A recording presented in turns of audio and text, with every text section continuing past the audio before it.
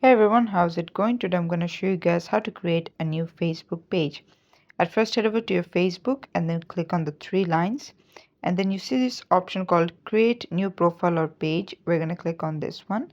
As you can see, we have two options. So we want to click create a page. So we're going to click on the page option, then click on next, and then click on get started. So put your page name. So let's say we want to do a how to solution, then click on next. And then what is your category? So let's say our category is technology. So as you can see, we have some. So we'll say science and tech, and then click on create, and then wait for a minute or so, and things are going to load up and it's going to create the Facebook page for you.